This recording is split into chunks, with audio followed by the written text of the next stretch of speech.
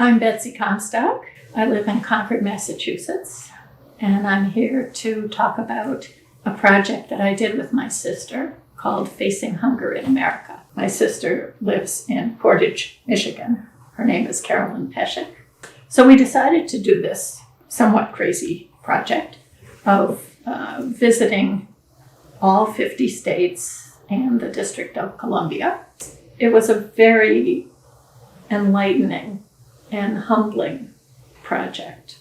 And we learned so much about how the whole charitable food sector in our country works.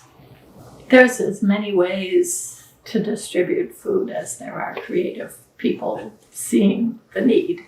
The congregate meal programs like soup kitchens are the standard. Lots of people really depend on those. There are mobile food pantries where a truck goes and offers groceries.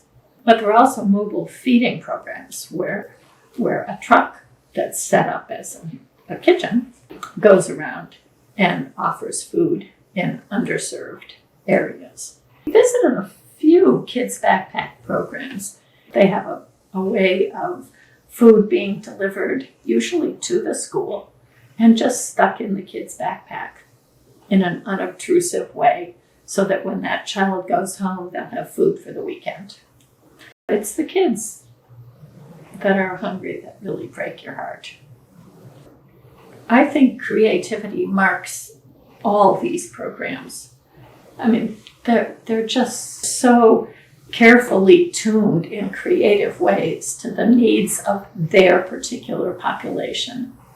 They depend on donations of all kinds. So money is obviously the most flexible thing to donate, because then the food pantries and food banks can use it however meets the specific need. Donating food is still extremely crucial.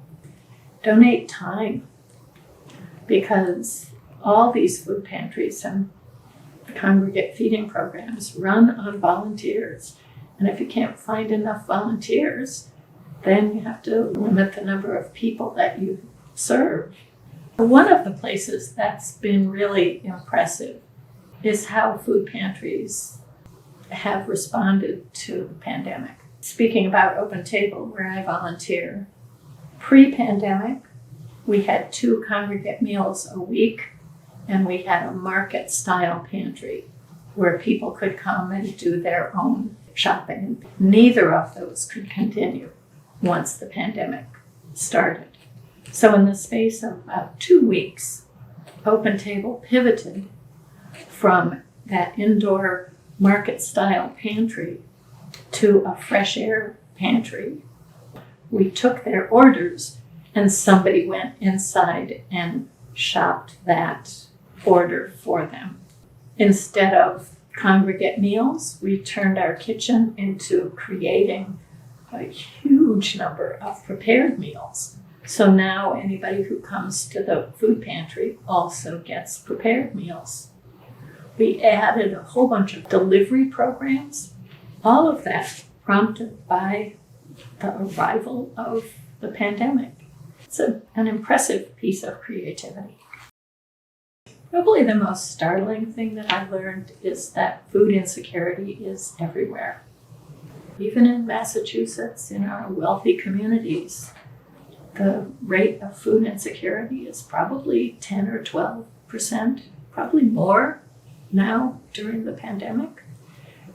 There's no place that doesn't have a significant population of people who struggle to put food on their table. And those people are just like you and me. You know, they might be somebody who just lost their job. They might be somebody who's living on a fixed income and the expenses have gone up and they just can't make ends meet anymore. They might have physical or mental health issues. They might just have lost the breadwinner in their household. They might be suffering from domestic violence. So some of the people that we see need assistance with food on a short-term basis. while they're getting their footing again. And some people are going to need that assistance on a pretty permanent basis. I don't think I've seen a single person that I would have ever said, this person doesn't deserve to be able to feed their family.